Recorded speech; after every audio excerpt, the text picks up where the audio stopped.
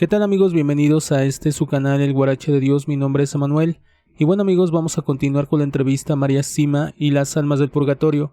Y hoy las preguntas para muchos van a ser muy interesantes, se los aseguro. Y bueno, ya sin más, comenzamos con la primera pregunta y dice: muchas veces hay quien se pregunta por qué tenemos que rezar a María o a los santos cuando podemos ir y hablar directamente a Jesús, entre ellos algunos sacerdotes y religiosas.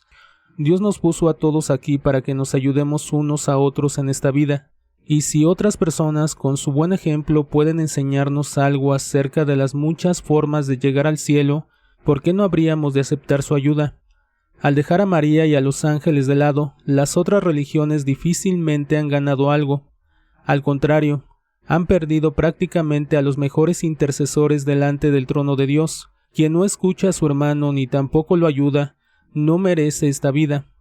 Creo que ese ir en primera clase y dirigirse solamente a Jesús encierra un orgullo mal disimulado.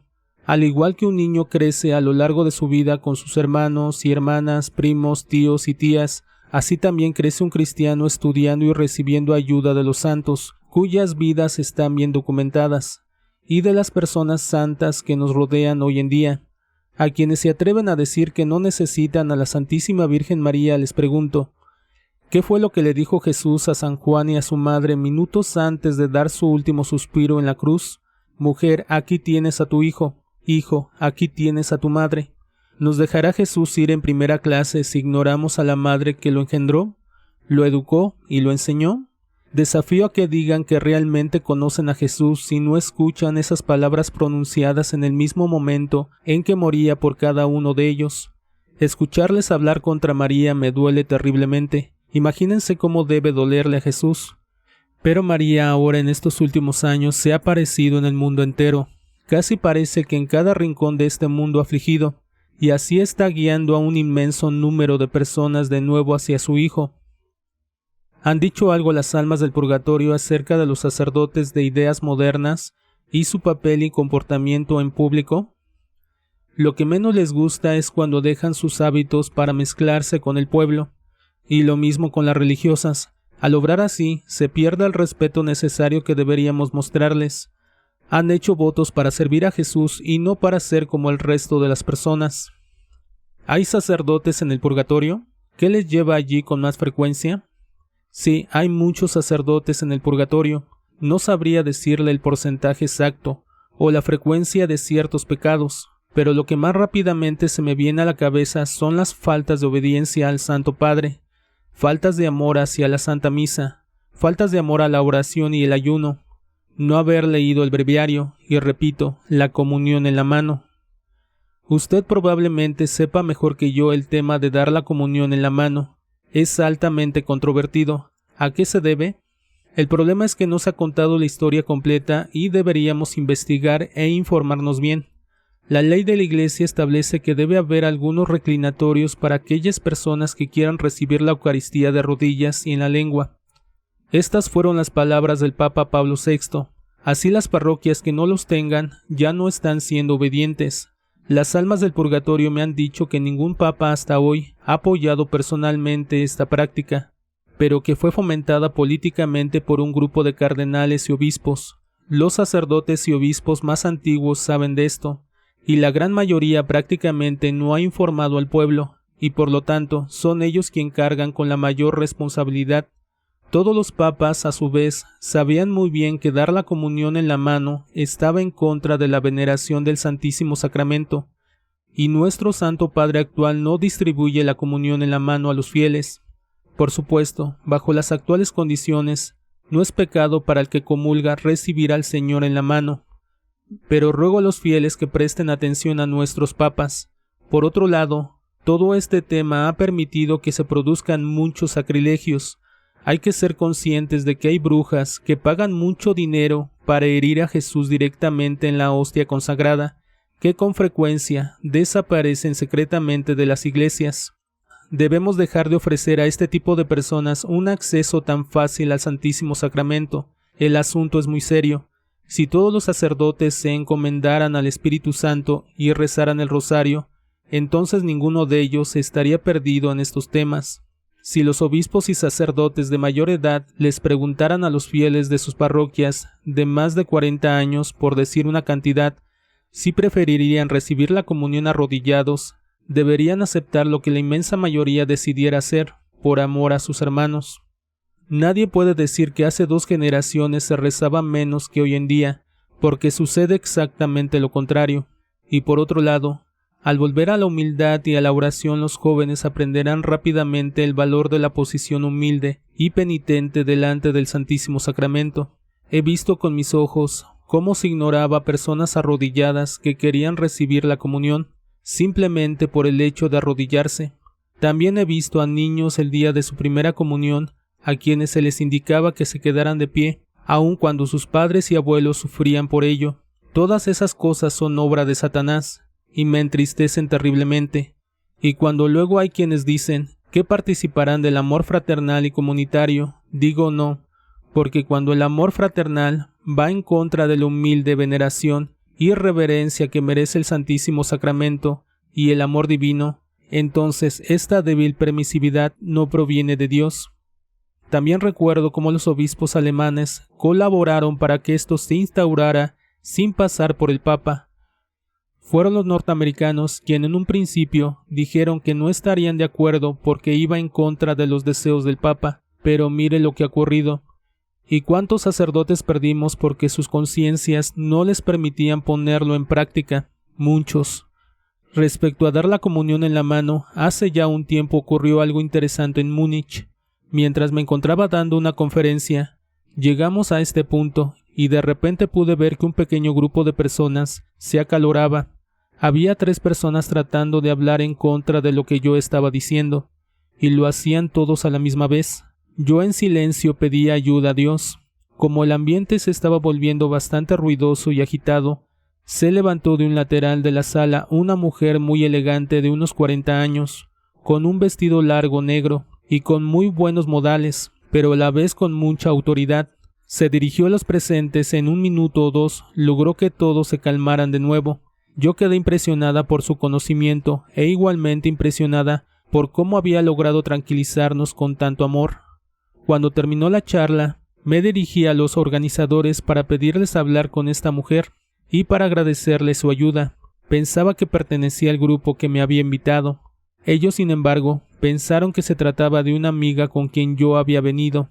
Ambos estábamos equivocados.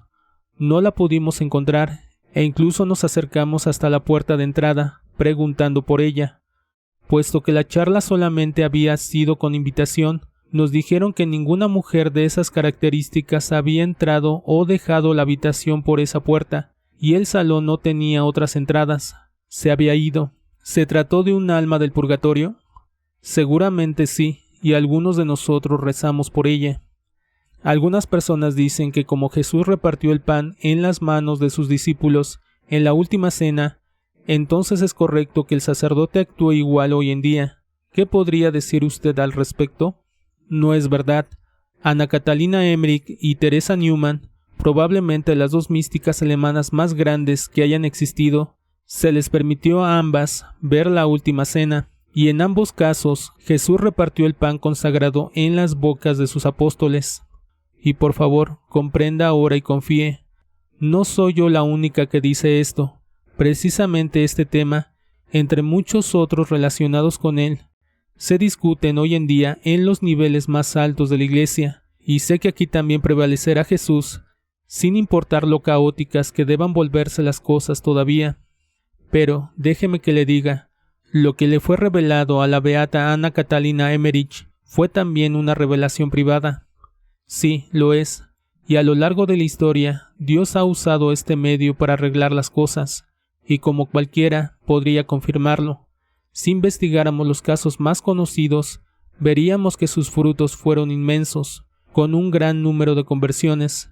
Piense simplemente en Ruach de Bach, Lourdes y Fátima, o en Teresa Neumann, por no hablar de la gran cantidad de conversiones que han tenido lugar en los últimos años en este pequeño pueblo, en medio de una de las zonas más inestables de toda Europa. Me refiero, por supuesto, otra vez a Medullor. Aquí tenemos otra perspectiva respecto a dar la comunión en la mano. ¿Cuál es esa perspectiva? Y por favor, María, quiero escuchar todos los posibles ángulos que conozcas sobre este tema, porque sé que hay mucha gente noble que está buscando la respuesta correcta. En los pueblos donde la Virgen elige aparecerse, como Medullor, Chio, Garabandal y otros, generalmente esto ocurre en las afueras. Si volvemos a Medullor, por poner un ejemplo, se aparece, y aún lo hace hoy, en una de las dos montañas. En esas apariciones suele haber desde un puñado de personas en un día de pleno invierno, hasta digamos 5,000, en los días de fiesta durante las estaciones más cálidas. Sin dudarlo y sin importarles el tiempo, todos los que están allí forcejearán y se amontonarán en el barro y en las rocas, clavándose las espinas de los arbustos, para poder arrodillarse cuando la Santa Madre está con ellos. Arrodillarse es algo natural para todos, y debería serlo, pero solamente 2 o 3 horas antes, en la iglesia, mientras están recibiendo al mismo Jesús en la Sagrada Eucaristía, casi todos se quedan de pie, orgullosos como soldados. ¿Esto es lo que nuestra Madre quiere de nosotros? ¿Que nos arrodillemos delante de ella y no de su divino Hijo? No, no es así. Por favor, que la buena gente escuche y siga su propia conciencia, y no se comporten de otro modo simplemente porque otros lo hagan. Y para que usted lo vea, se me ocurrió otro hecho que contarle. Puede que no sea tan impresionante como el que le dije antes de la mujer a quien se le ennegrecieron las manos, y no hay problema si resulta divertido, pero ciertamente para mí es igual de conveniente que cualquier otra historia. Conozco personalmente a una mujer muy buena y piadosa, que también tenía problemas con este tema, y simplemente rezó y le pidió al mismo Jesús que le enviara una señal rápida para poder aclararse, y Jesús lo hizo. La siguiente vez que fue a recibir la comunión, el sacerdote, como lo había hecho hasta entonces, puso la Eucaristía en la palma de su mano. Tan pronto como la puso allí, la hostia se elevó de su mano, subió y desapareció en el aire. Este pequeño milagro también fue presenciado por varios testigos. María, lo que dices es muy convincente.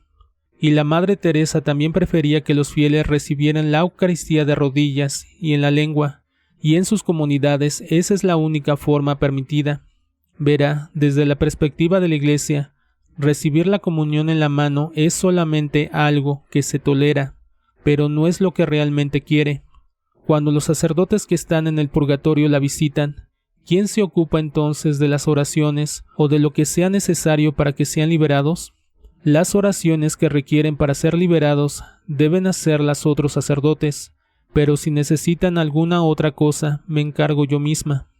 ¿Con qué frecuencia debería celebrar la Santa Misa a los sacerdotes? No menos de una vez al día. La ley de la Iglesia permite hasta 2 veces al día. Si la segunda misa es un funeral o la celebración de un matrimonio, pero Dios entiende que pueden existir condiciones extraordinarias que hacen que los sacerdotes deban celebrar más de 2 misas al día, como cuando no se encuentra otro sacerdote que pueda celebrarla. Esto se debe a que celebrar la Santa Misa es la tarea principal de la función de los sacerdotes. Es la misión más grande que tienen y deberían transformarse en la mayor expresión de su amor hacia Dios. ¿Podemos dar por hecho que también hay religiosas en el purgatorio? Sí, así es, y la mayoría de las veces se encuentran ahí por faltas de humildad, faltas de modestia y desobediencia. ¿Y también hay sacerdotes que se hayan ido al infierno? Hace muy poco vino a verme un sacerdote que había estado enfermo hasta no hace mucho. Había ido entrando y saliendo de distintos hospitales durante varias décadas, y 3 veces estuvo a punto de morir. Durante su última enfermedad se encontró muy cerca de la muerte, y mientras estuvo en agonía, tuvo una visión de sacerdotes que caían en el infierno como copos de nieve. Le impresionó muchísimo, y no dejó de llorar durante semanas. Le llevó un largo tiempo recuperarse de lo que había visto. ¿Puedo preguntarle por qué vino a visitarla? Oh, nos habíamos conocido brevemente hace muchos años, y tras su experiencia, vino a agradecerme por lo que le había dicho y ayudado en esa ocasión. Había sido solo una llamada de cortesía, pero que ahora tenía mucha importancia para él. Han venido a verla familiares o amigos de sacerdotes difuntos preocupados por no saber si se había salvado o no debido a, ¿cómo decirlo?, comportamientos fuera de lo común o preocupantes mientras vivían. Sí, eso me ocurrió hace ya algún tiempo. Una pareja de la zona de Alsacia, en Francia, vino a verme para preguntarme por un sacerdote al que habían conocido. El sacerdote había vivido bastante perturbado durante un tiempo, y me contaron que un día, durante un ataque de rabia, tiró una estatua del Sagrado Corazón de Jesús fuera de la parroquia, rompiéndola en pedazos. Al poco tiempo se suicidó, y estas personas, preocupadas con razón, vinieron a mí para averiguar qué había sido de él. Resultó que se había salvado después de todo, pero se encontraba en un purgatorio muy profundo, de donde todavía no podía ser liberado. Muchas personas dicen que los sacerdotes están desinformados de lo que pasa en el mundo. ¿Qué piensa al respecto? Me parece que se trata de críticas sin sentido, de gente orgullosa. Me gustaría aclararles que el más sabio suele necesitar a Jesús con mucha más urgencia que el más simple. Y en cuanto a que los sacerdotes se encuentran desactualizados, no es cierto.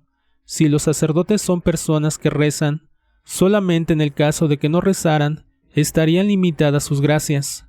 Pienso que se trata de una crítica mal dirigida.